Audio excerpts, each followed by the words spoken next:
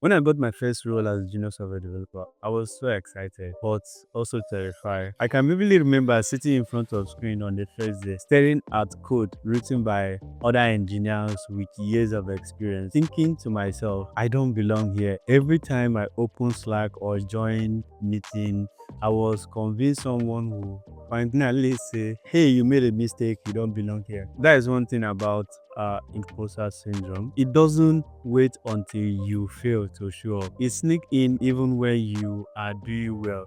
Maybe especially when you are doing very well. At that time, I thought I was the only one battling those thoughts. But over the years, I have learned two major things. One is that imposter syndrome is common, and the second one is it can be managed not by silencing it, but by understanding it. So there are some steps I took. Firstly, I started talking about it. My biggest shift came the day I confided in my mentor. I was hesitant, worried. I didn't want to sound weak or ungrateful. But to my surprise, my mentor smiled and he said something. I still feel that way sometimes too. That one conversation changed everything for me. It made me realize I wasn't broken. I was just growing. Every senior developer I admire has once been a junior, questioning their place. Once I started opening up to my colleague, friends, community member, I discovered a quite number of community of developers who had all in some form or time face the same self-doubt. Secondly, I track my win. Imposter syndrome feeds off your forgetfulness. It thrives when you overlook your growth. So I started keeping my win journal, a simple Google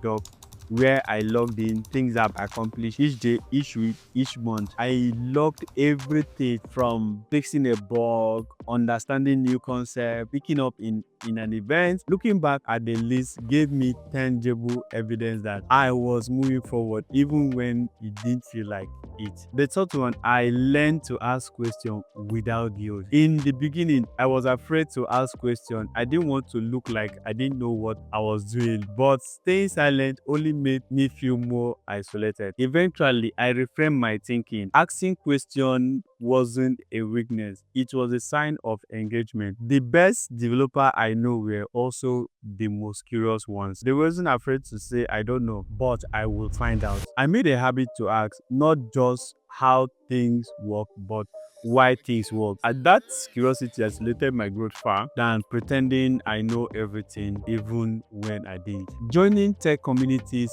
saved me. I found people who look like me, sound like me, and were also navigating the same complex tech war like me. Through some platform like Twitter, WhatsApp group, I met communities like the Decadev alumni, Calabatic community, and the like, where I made mentors, peers, mentee, and I realized I wasn't just a learner, I had value to give. Mentoring others, even in the smallest way, remind me how far I have come. Teaching reinforced my learning and giving back gave me the purpose to my journey. Fifth, I accepted that growth is discomfort. The truth is, I still have moments of doubt even now with years of experience, multiple speaking engagement under my belt. I sometimes feel like that same junior developer wondering if I'm good enough. And sometimes I ask myself if I'm even good enough to mentor some people, what are they thinking about me, if I'm giving the enough value I'm supposed to give to them. I have learned that growth isn't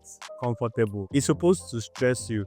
The key is not letting that discomfort convince you that you're not good enough and you don't belong. You are, I do, and we all do. As long as we are willing to show up, learn, and keep going. If you're watching this and you feel like it, guess what I want you to know? You're not alone. The fact that you care enough to even doubt yourself means that you have the potential to grow. And in tech, that mindset is what truly sets you apart. Keep going. You are doing better than you think. This is Amani Kano, the tech evangelist.